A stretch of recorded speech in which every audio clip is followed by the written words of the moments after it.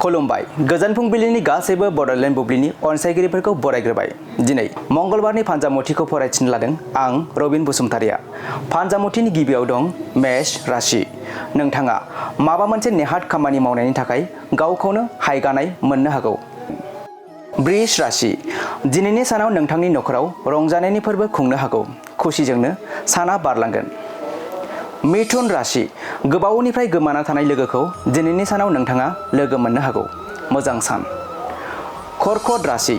नोंथांनि मावनो लानाय खामानिफोरा मानिबा जाहोननि थाखाय गुलुं गुजुं जानो हागौ। सिंह राशि।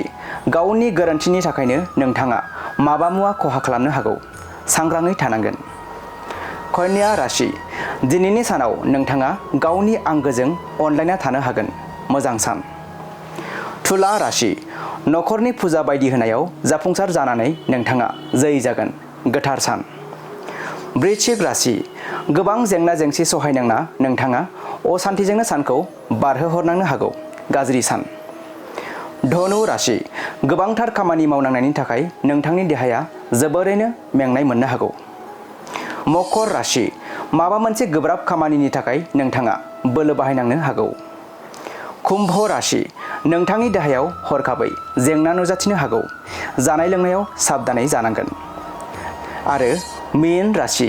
समाजाव माबा मोजां हाबा मावनायनि थाखाय नोंथांनि मुङा गोसारनो हागौ। मोजां सान। दिनै सानसेनि राशि फरायथिनाया एसेनोसै। आसा खालामो नोंथांनि दिनैनि साना मोजाङै मोजां थांगोन बेखौ बड'लेण्ड बुब्लि नखरनिफ्राय मिजिंथिबाय। गोजोन्थों।